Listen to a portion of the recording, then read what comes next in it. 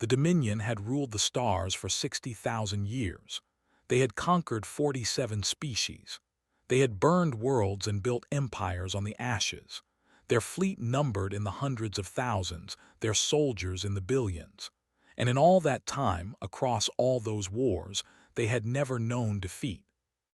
High Sovereign IX sat upon his throne of living crystal, watching the holographic display before him. His body was beautiful in the way of his kind, tall, elegant, with skin like polished obsidian and eyes that glowed with inner fire. He had ruled for 300 years, and in that time he had added 6 species to the Dominion's collection. Some served, some died, all submitted. But now there was a problem, a small problem, a problem called humanity. The humans had arrived on the galactic stage barely a century ago. They were young, primitive, and weak. Their ships were slow. Their weapons were crude. Their territory was tiny, just a handful of systems clustered around a small yellow star. The Dominion had ignored them at first, as one might ignore an insect. But insects could become pests. The humans had refused to give up their mining rights in the Cygnus Reach. They had been asked politely. They had been asked firmly. They had been threatened, and still they refused. It was not about the resources. The Dominion had resources beyond counting. It was about the principle. No species refused the Dominion.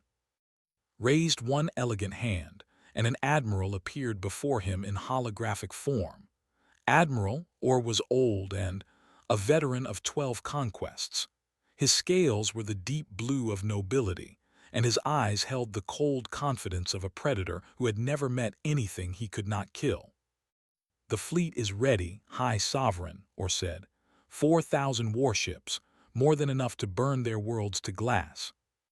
Smiled, 4,000 ships for a species with perhaps 200. It was excessive. It was meant to be excessive. He wanted the galaxy to watch. He wanted every species to see what happened when someone the Dominion. "Begin the march," commanded, or make it hurt. I want their children's children to remember this pain." The admiral bowed and vanished. Across the galaxy, the Dominion fleet began to move. 4,000 warships, each one larger than anything humanity had ever built.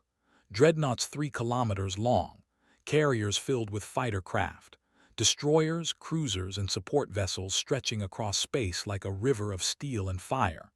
They moved through hyperspace, eating the distance between stars, heading for the small blue world called Earth.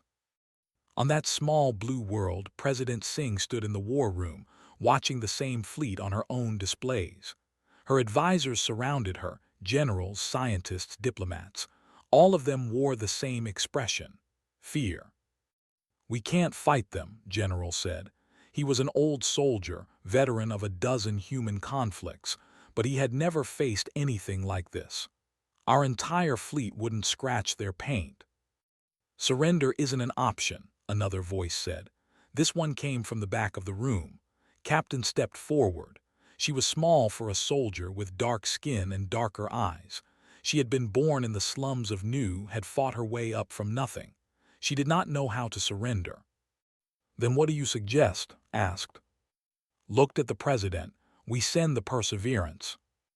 The room went quiet. The Perseverance was humanity's secret, their one hope in a galaxy of giants. For a century, humanity had been collecting technology from every species they encountered. They had traded, bought, stolen, and reverse-engineered. And then they had done something no other species thought to do. They had combined it all. They had improved it. They had created something new. The Perseverance was not large. It was a frigate-class vessel, barely 300 meters long. Next to the Dominion dreadnoughts, it would look like a toy, but appearances were deceiving. President Singh was quiet for a long moment. Then she nodded. "Send the Perseverance, and send a message to the Dominion. Tell them we wish to negotiate." 3 days later, the Dominion fleet arrived at the edge of the Sol system. 4,000 ships arranged themselves in perfect formation, their weapons powered and ready. Admiral Or stood on the bridge of his flagship, the Eternal Judgment, watching the human system on his displays. "Pathetic," he said softly. They have perhaps 200 ships, most are civilian vessels. He turned to his communications officer. Have they responded to our arrival? Yes, Admiral. They say they are sending a diplomatic vessel to negotiate terms. Or laughed. The sound echoed across the bridge and his officers joined in. Negotiate. The time for negotiation had passed, but he was curious. He wanted to see the fear in their eyes before he destroyed them. Let them come, he said. An hour later, his sensors detected a single ship emerging from behind Earth's moon, or stared at the display, certain there was an error. One ship, he said slowly. They send one ship. It was a small vessel, barely visible against the backdrop of stars. It moved toward the Dominion fleet with no hesitation, no fear, or felt a strange emotion, something between amusement and insult. Either the humans were surrendering or they were insane. Admiral, his sensor officer said, her voice uncertain.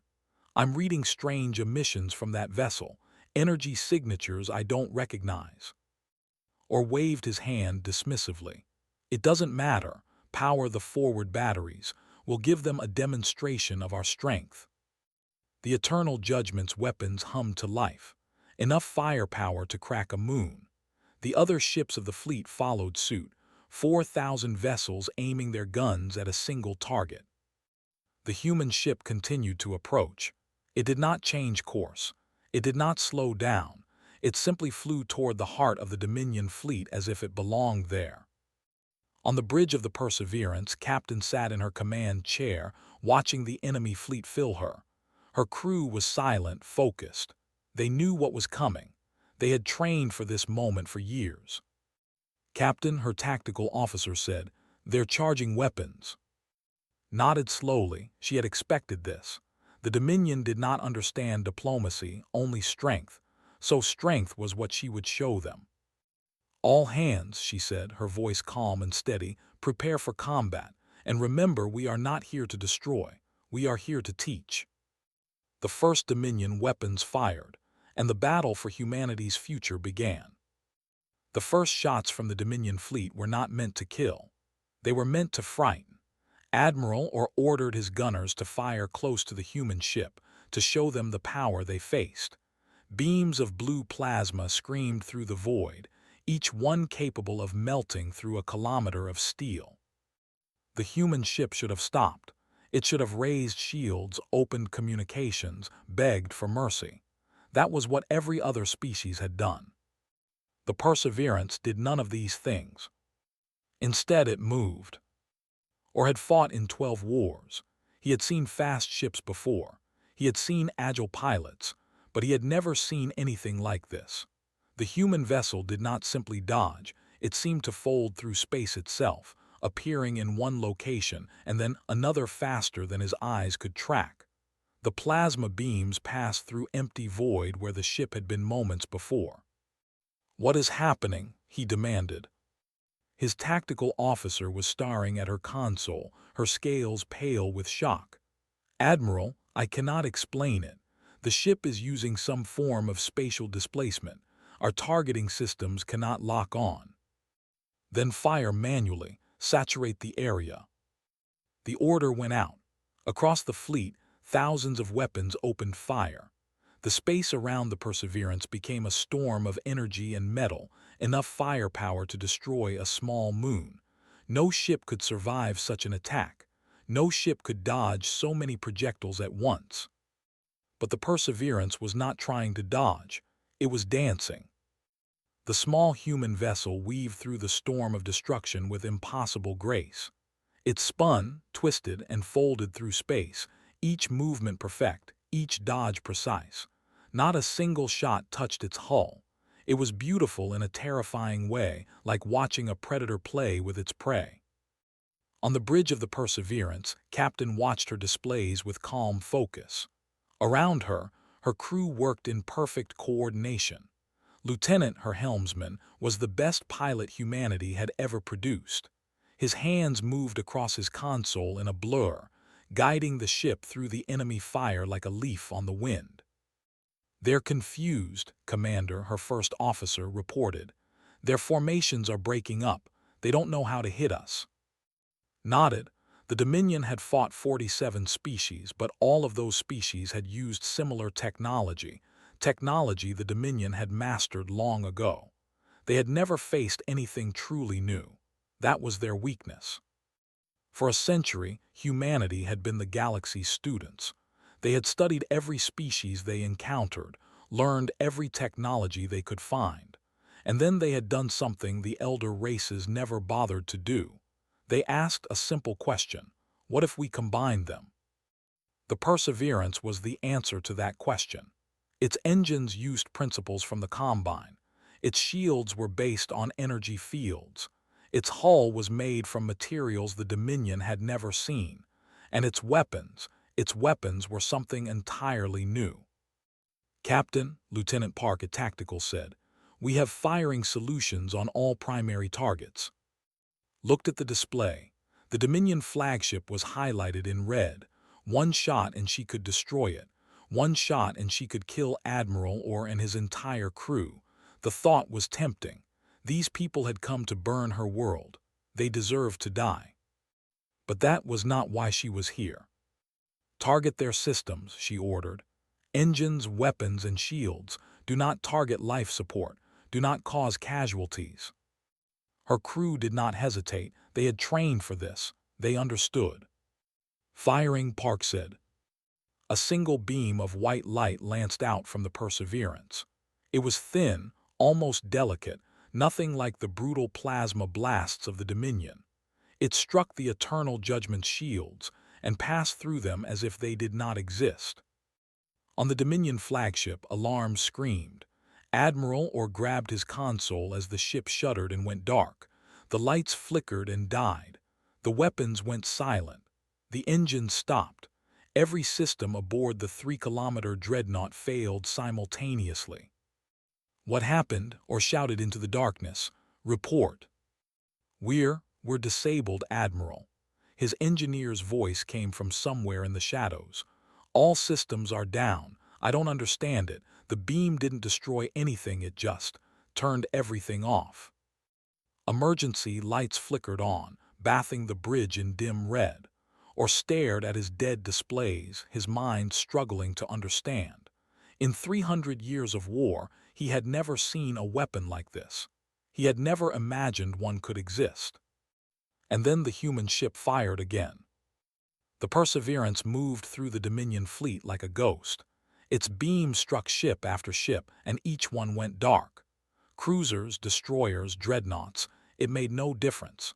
The human weapon ignored shields, ignored armor, ignored everything the Dominion had built to protect itself. Within an hour, 300 Dominion ships drifted powerless in the void, and not a single being had died. Commander, a captain of the destroyer Crimson Fury, watched the human ship approach on her emergency display. Her weapons were dead. Her engines were cold. She was helpless. "Why?" she whispered. "Why don't they kill us?" The question echoed across the fleet. Every disabled ship was asking the same thing. They had come to destroy humanity. They had expected to fight or die. They had not expected this. On the Perseverance, watched the chaos spreading through the enemy formation. Ships were breaking off, trying to flee. Others were attempting to rescue their disabled comrades. The perfect formation had become a confused mess. "Open a channel to the Dominion flagship," she ordered. "Channel open, Captain." Leaned forward in her chair. Her voice was calm, almost gentle. "Admiral Orr, this is Captain of the UES Perseverance. Your ship is disabled but intact. Your crew is unharmed. We have the power to destroy you, but we choose not to." Silence, then crackling through damaged speakers, Orr's voice replied, Why spare us?" "Because, Admiral, we don't want to kill your people. We never did, but we needed you to understand something. We needed you to see what we can do. Now you've seen. So I'm asking you, tell your fleet to stand down. Tell them to stop this war. There has been enough pain in the galaxy. Let's not add more." Orr was quiet for a long moment. Waited, her heart pounding. Everything depended on this moment. Either the admiral would listen or he would call for reinforcements and the real war would begin. You could have destroyed us, or said finally. Easily, you chose to show mercy. Yes. Another pause. Why?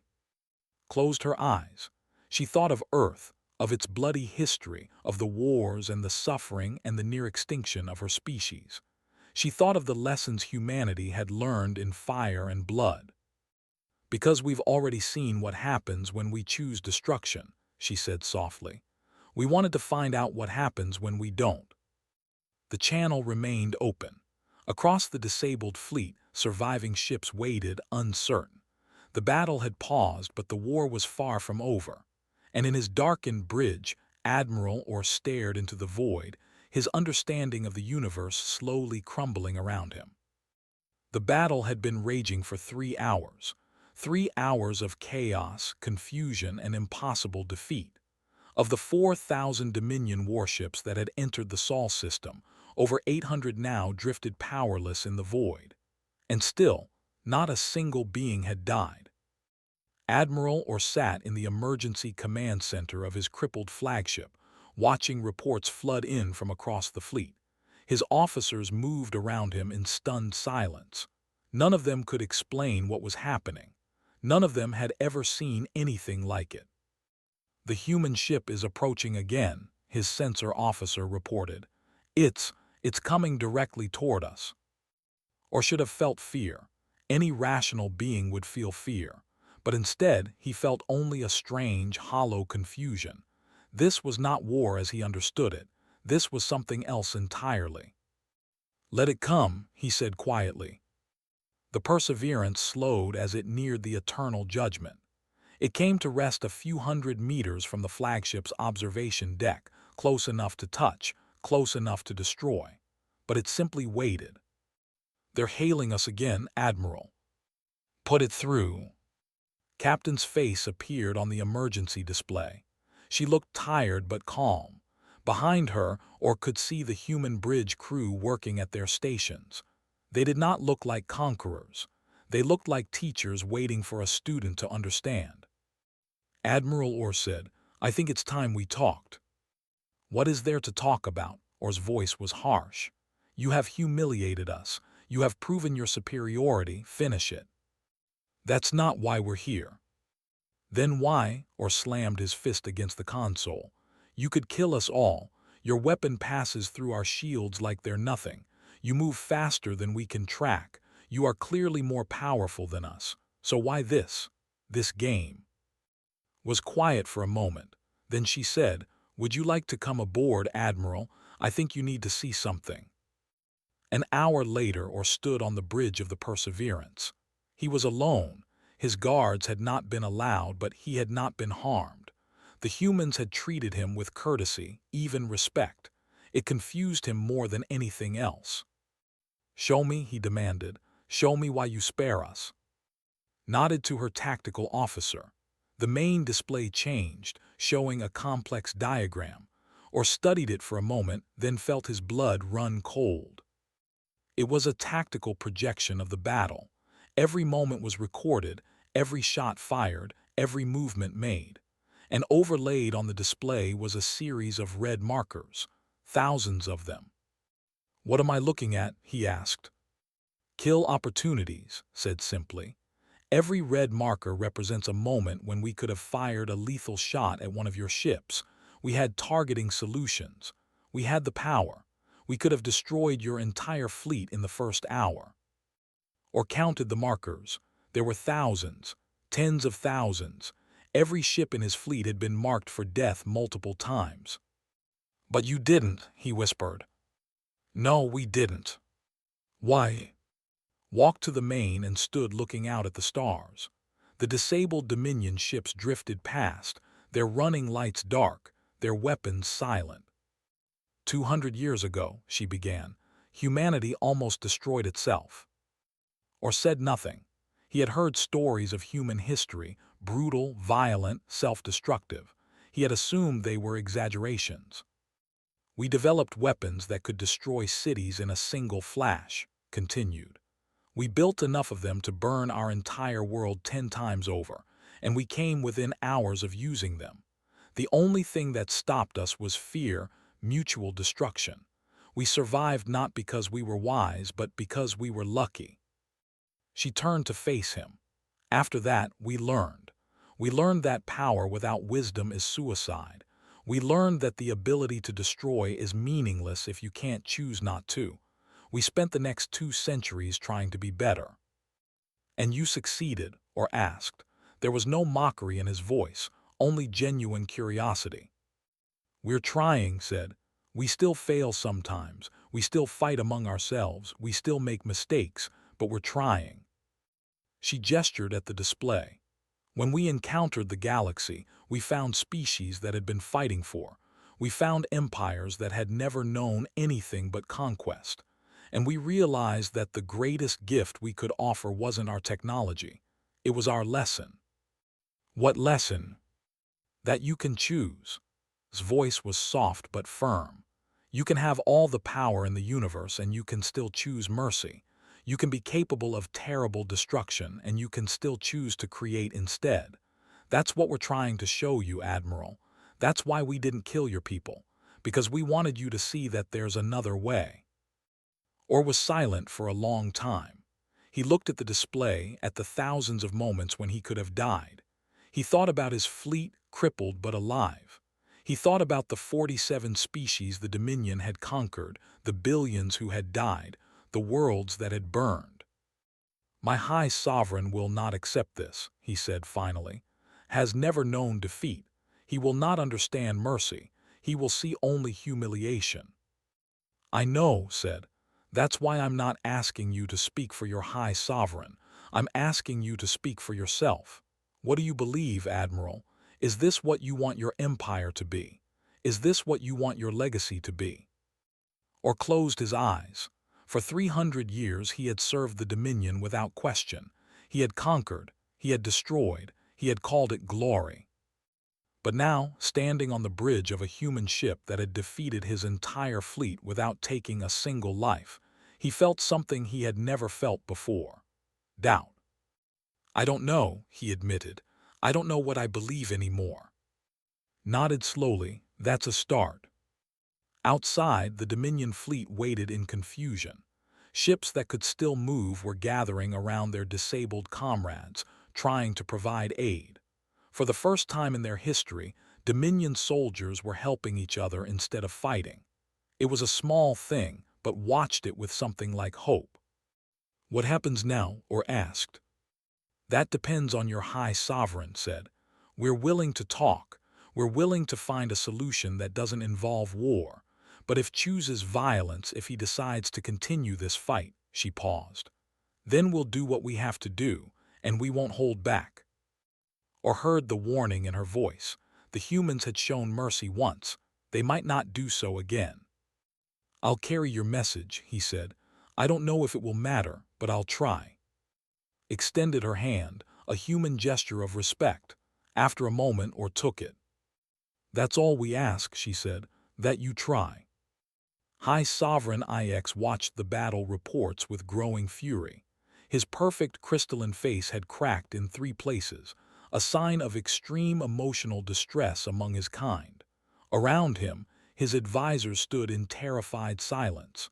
None of them dared speak. 800 ships disabled.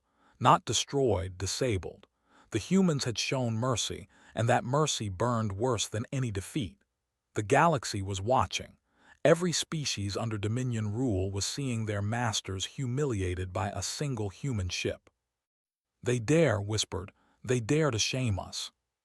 One of his advisors stepped forward cautiously. "High Sovereign, Admiral, or reports that the humans wish to negotiate. Perhaps we could." "Negotiate?" His voice cut through the air like a blade. "The Dominion does not negotiate with insects. The Dominion does not accept mercy from lesser beings." He rose from his throne, his body radiating cold light. "If these humans think they can humiliate us and survive, they are wrong." He turned to the shadows at the edge of the throne room. "Bring me the Keeper of Secrets." A figure emerged from the darkness. It was ancient, even by standards, so old that its crystal skin had turned nearly black. The Keeper of Secrets was the guardian of the Dominion's most terrible weapons, technologies so dangerous that even the High Sovereign could not access them alone. The commanded, activate it, aim it at Earth. The advisors gasped. Even the Keeper's ancient eyes widened.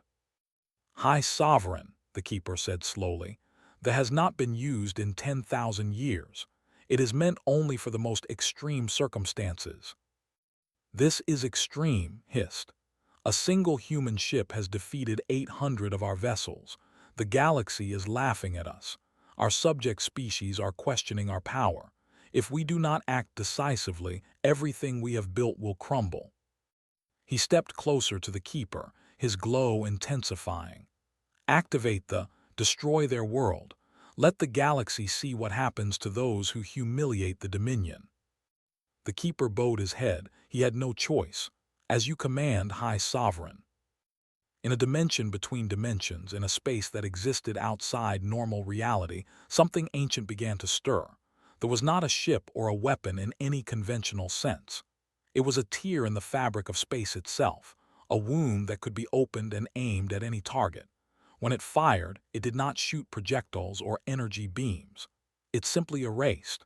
Whatever it was aimed at ceased to exist, wiped from the universe as if it had never been.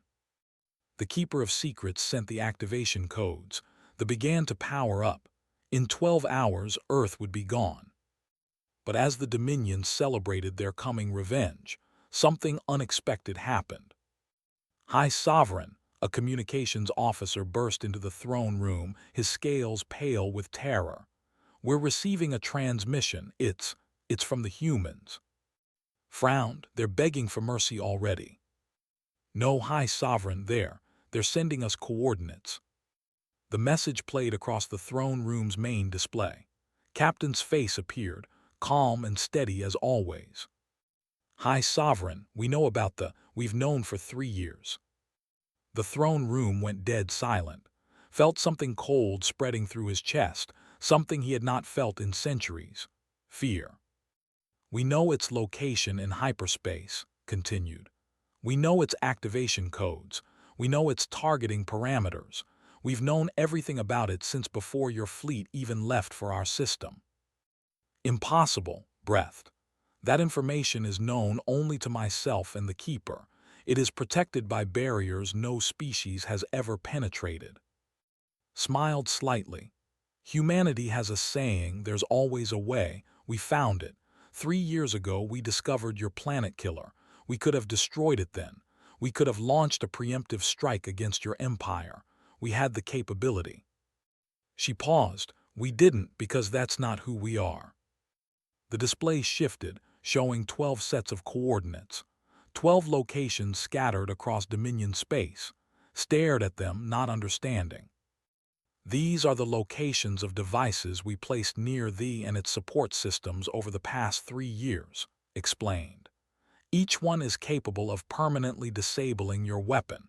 We could activate them at any moment. We could have done it years ago. She leaned forward, her eyes locked on the camera. We waited, High Sovereign. We hoped you would choose peace. We gave you every opportunity to be better. And now, here we are. His hands were shaking. He tried to hide it, but he couldn't. The humans had infiltrated his most secure systems.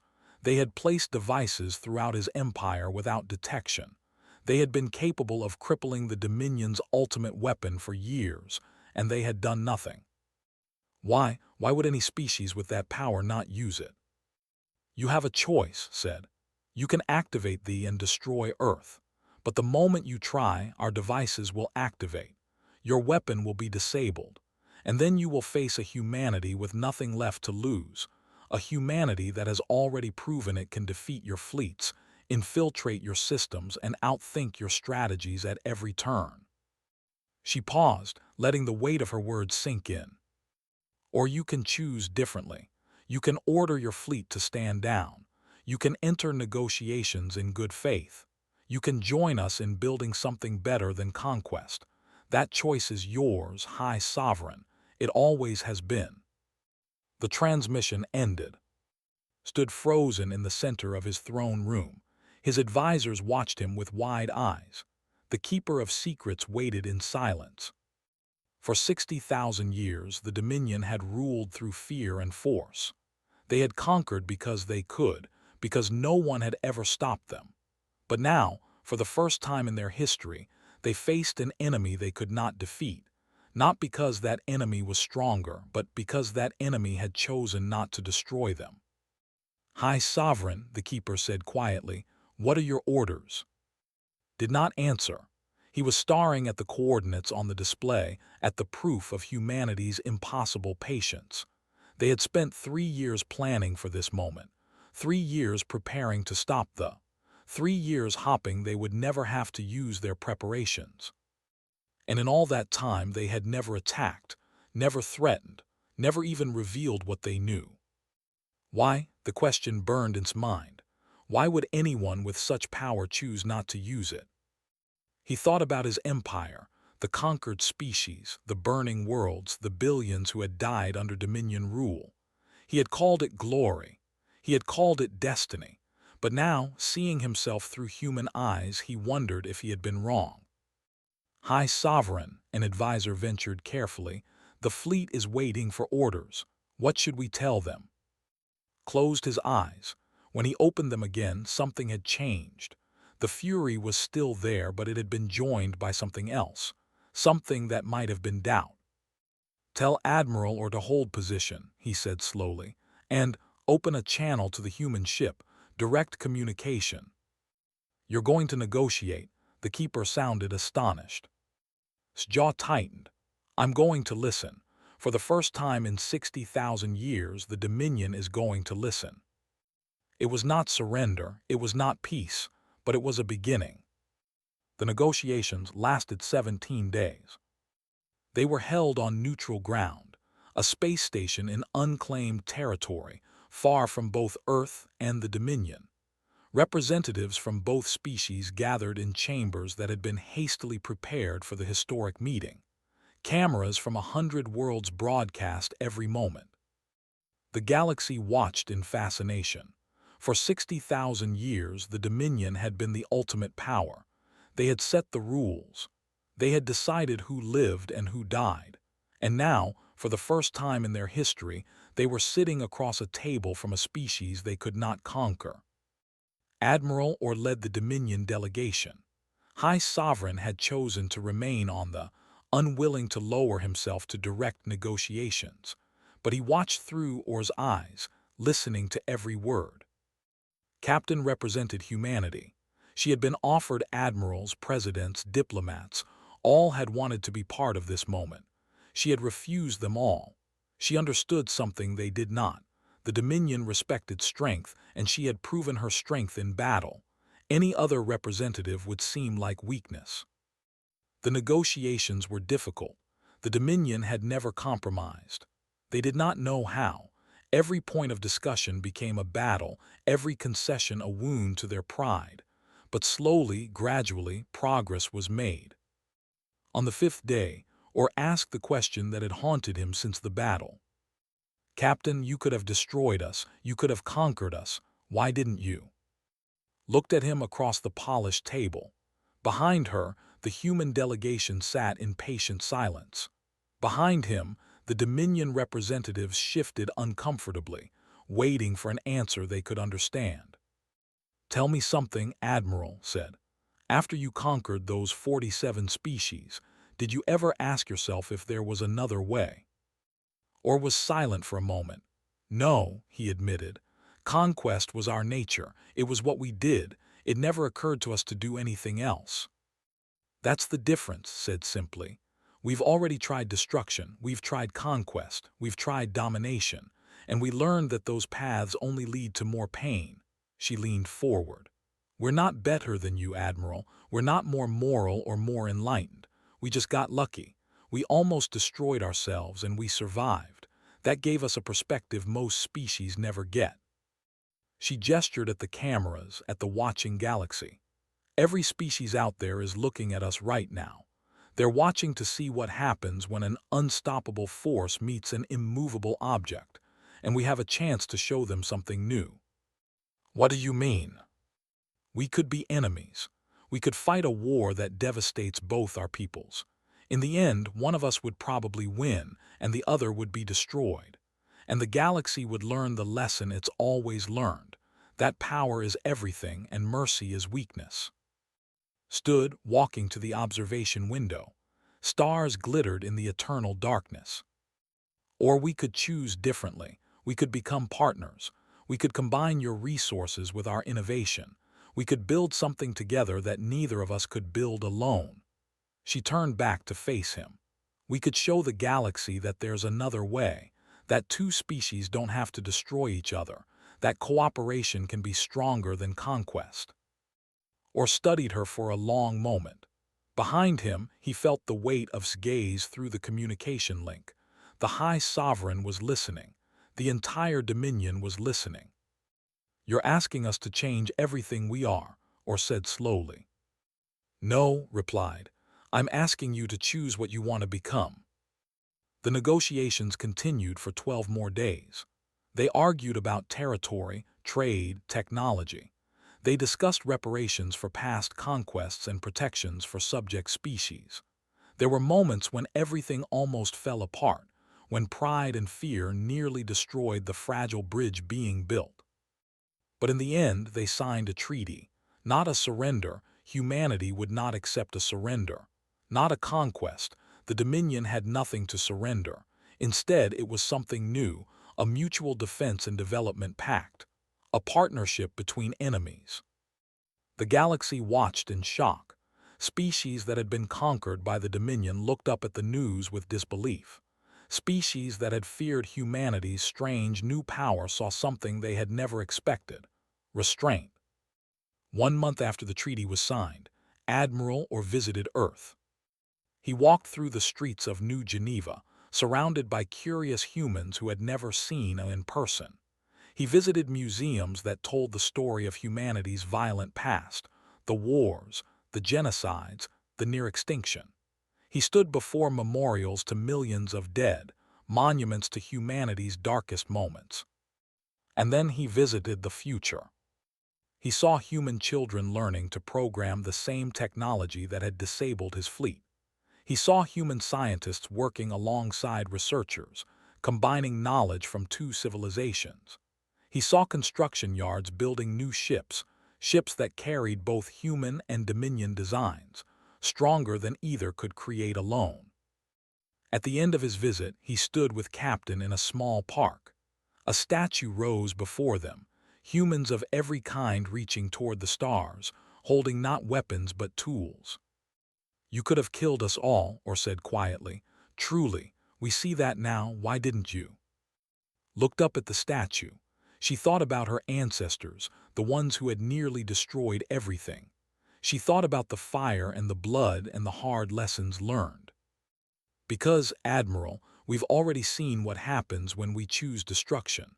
We wanted to find out what happens when we don't." She turned to face him, and for the first time she smiled. "And I think we're just getting started."